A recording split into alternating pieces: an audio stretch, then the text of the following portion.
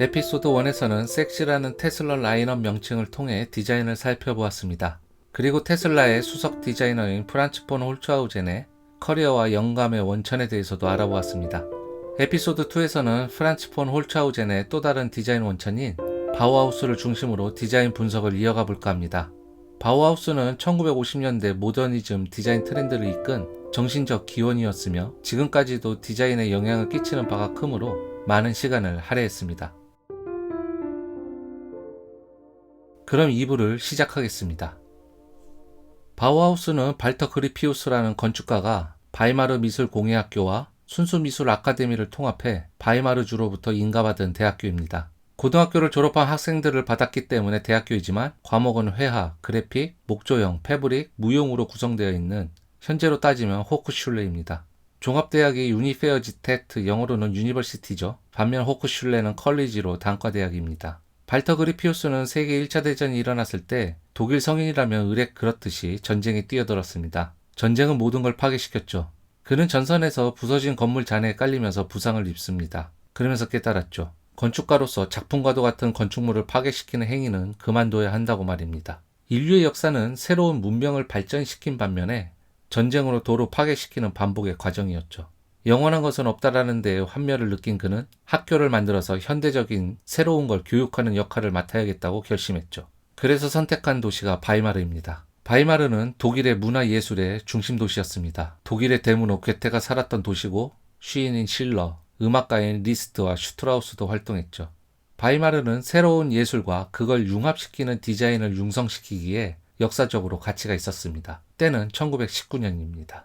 발터 그리피우스는 현대적인 사상을 가진 석학들을 마이스터로 초빙합니다. 마이스터는 장인이란 뜻인데 독일에서는 실기 중심 학과의 교수들을 마이스터라고 부르죠. 강의는 매우 급진적이었습니다. 무용의 커리큘럼을 예로 들자면 파란색을 춤으로 표현해보라는 식이죠. 이상한 가면을 쓰고 무대는 추상적이었죠. 고리타분한 지식을 가르치는 것이 아닌 형식 없이 자유분방하고 창의력을 높이기 위해 실험적인 과정의 연속이었습니다. 그 당시 학교 분위기를 마치 베트남 전쟁을 반대하는 미국의 히피 문화와 같았다고 합니다. 정작 그들은 자유로웠지만 학교 밖의 사람들이 보기엔 문란해 보였고 학교 같지 않아 보였죠.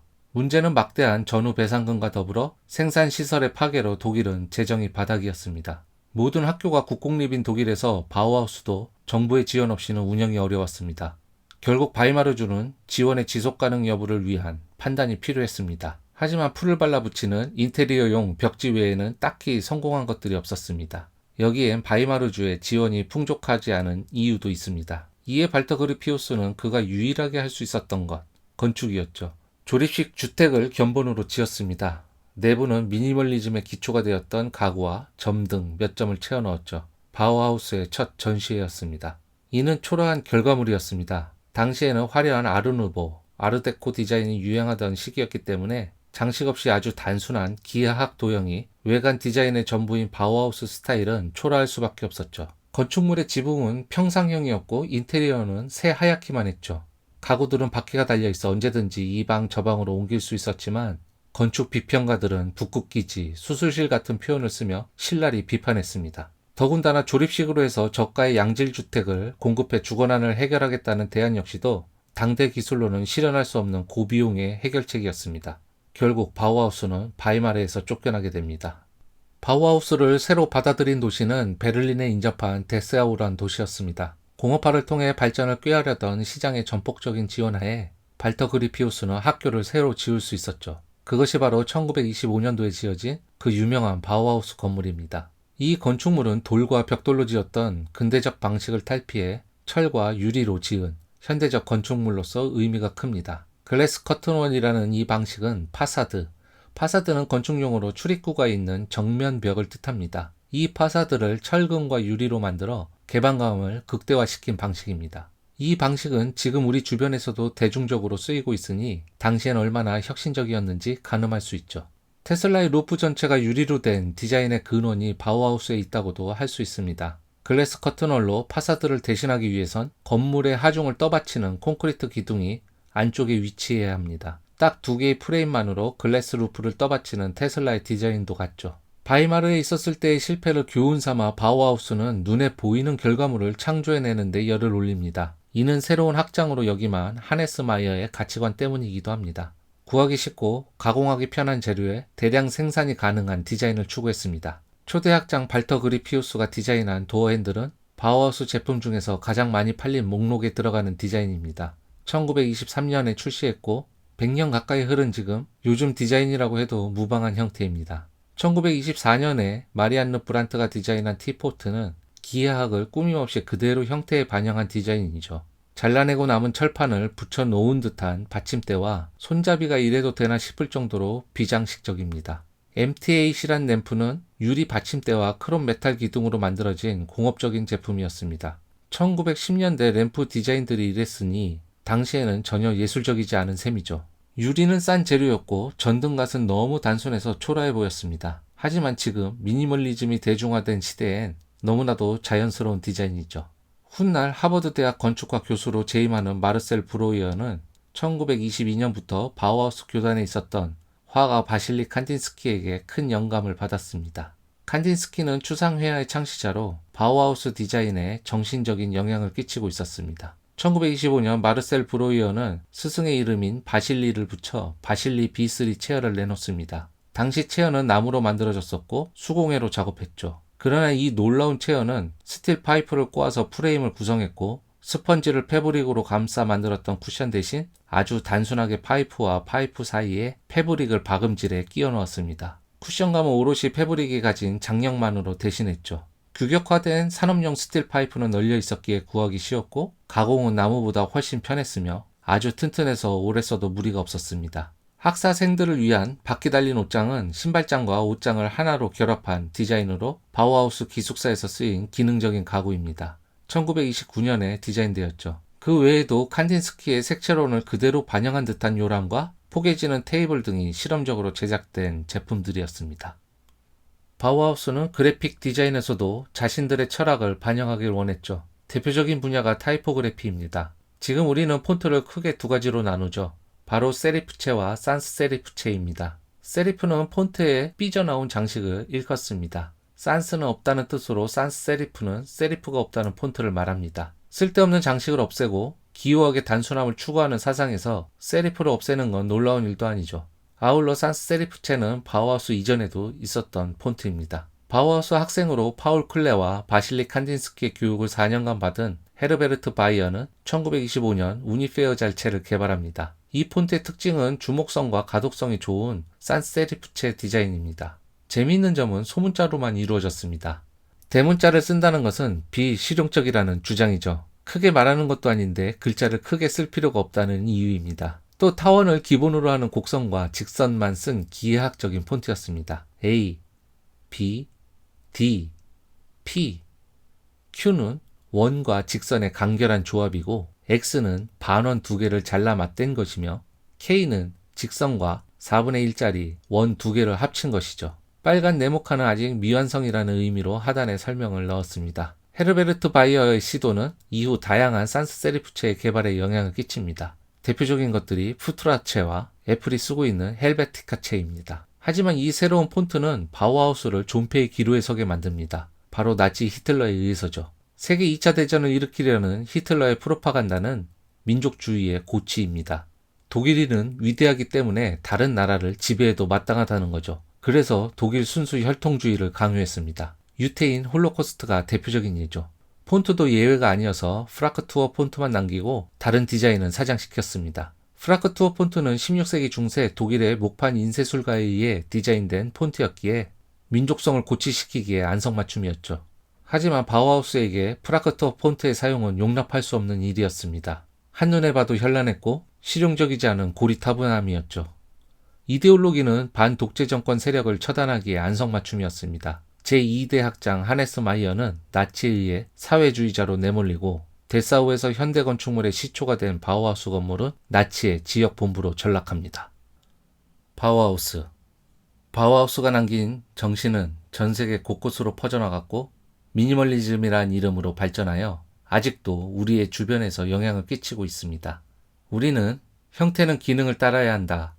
디자인은 더하는 것이 아니다. 빼는 것이다. 라며 디자인에서 예술성은 절제돼야 함을 역설하고 있습니다.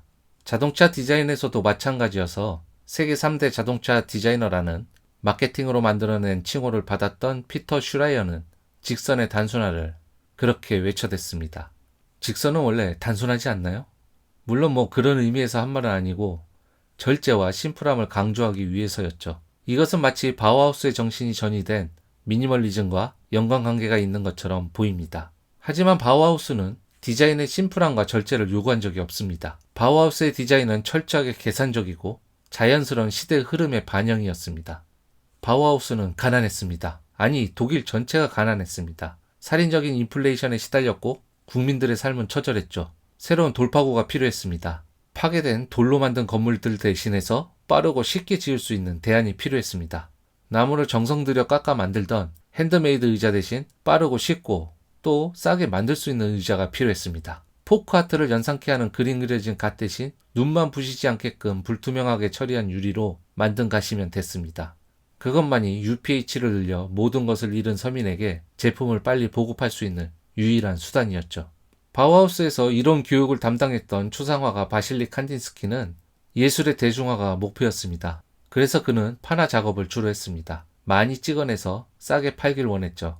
예술을 돈 있는 자들만의 영역에 두기 싫어했습니다.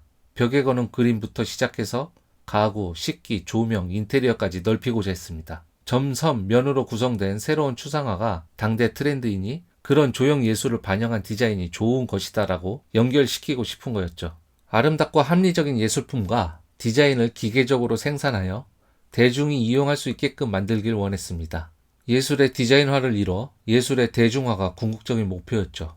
1922년자 클라이네 벨테는 작은 세계들이란 제목의 복합 하나입니다. 6개의 컬러 석판화와 4개의 드라이 포인트, 그리고 2개의 목판화로 이루어진 세트로 프린트했죠. 바우하우스가 바이마르에 있던 초기 작품으로서 미술과 음악을 연결시킨 작품입니다. 어떻게 여러분들은 점선면과 컬러들에서 리듬과 화음이 느껴지시나요? 그는 약 300점을 인쇄했습니다. 이런 칸딘스키의 정신은 1960년대 캠벨 수프를 그린 후 실크 스크린하고 있던 앤디 워홀에까지 이어진 것이 분명합니다. 앤디 워홀도 싸구려 예술을 꿈꿨지만 그의 작품들은 여전히 삼성과 같은 재벌의 지하 창고에 비자금슬에 저장되어 있습니다. 바우하우스 정신을 계승한 브라운사도 질레트 산하에 들어가 전기 면도기 생산 공장으로 전락해버렸죠. 불행히도 바우하우스의 바램은 21세기가 오고서도 이루어질 생각이 없어 보입니다. 그 당시 바우하우스의 바램은 대중들에게도 효과적으로 전달되었을까요? 제주도 섭지코지엔 안도 타다오가 디자인한 유민 미술관이 있습니다. 그곳에선 아르누보 디자인의 램프와 유리 공예가 상설 전시 중입니다. 아르누보는 바우하우스 이전 프랑스에서 유행시킨 디자인 양식입니다. 바우하우스와는 아주 정반대죠. 자연에서 영감을 얻은 것들을 수공예로 화려하게 장식하던 풍이었습니다. 저는 작년에 방문해서 관람했었는데 너무나 화려하고 아름다웠습니다.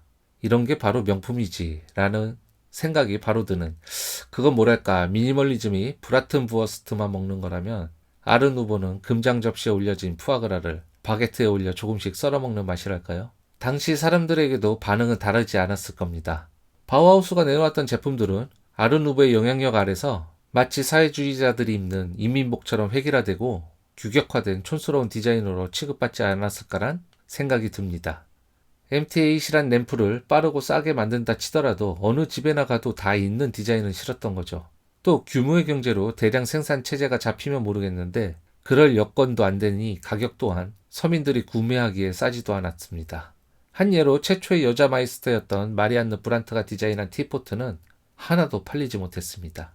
건축 역시도 프랑스에서 석조 건축 방식의 실증을 느낀 르꼬르비지에가 활발히 활동하던 시기였습니다. 기하학적인 단순한 도형을 디자인에 반영하는 것도 당시 프랑스에서 큐비즘에 대항해 등장한 순수주의와도 같았습니다. 스티븐 잡스가 앉아서 프레젠테이션 했던 암체어 LC3는 르꼬르비지에가 1928년에 디자인했습니다.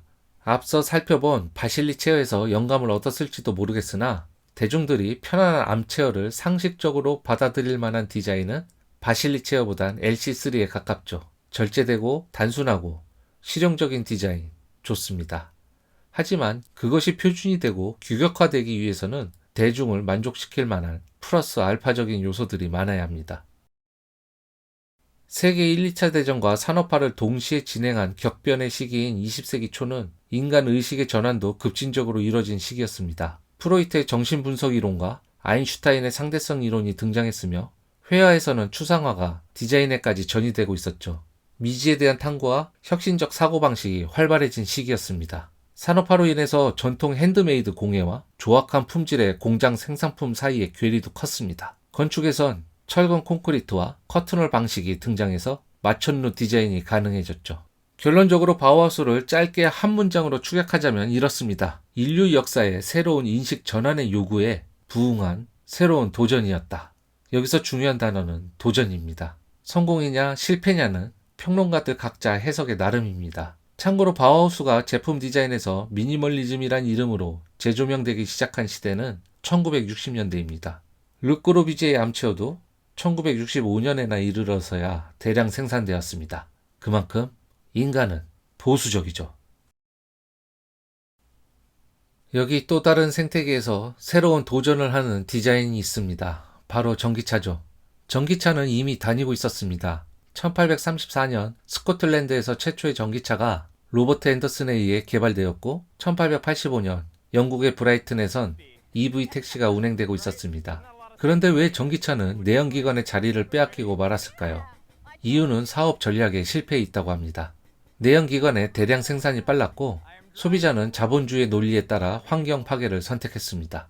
1996년 GM은 자사 최초의 전기차 EV1을 캘리포니아의 배기가스 제로법 때문에 출시했지만 7년 후인 2003년 전기차의 문제를 거짓 기사화하고 온갖 로비로 캘리포니아 주정부를 압박해 배기가스 제로법을 철폐시킵니다. 당연히 EV1도 폐기 처분시켰죠. 음모론에 따르면 정유업계와 정비업체, 부품 판매업체의 전기차 죽이기 플랜이었다고 합니다. 국내에도 전기차를 30만 킬로 넘게 타신 분이 계시다던데 타이어만 갈았지 어떤 소모품 교체 비용도 들지 않았다는군요. 배터리 역시도 기준 수치 내에서 수명이 준 수준이라 교체할 필요도 없다고 합니다.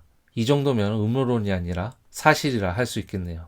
지구 환경은 기후 변화에서 기후 위기로 흐르는 동안 자동차 메이커들이 EV 개발에 손 놓고 있었던 이유가 바로 자본주의의 논리에 있었습니다. 그들은 마치 바우하우스 시대의 나치와 같은 역할인 셈이죠. 민족주의를 고취시키기 위해 기존의 방식을 강화하는데 새로운 사상으로 혼란케 하는 건 제거 대상일 뿐입니다.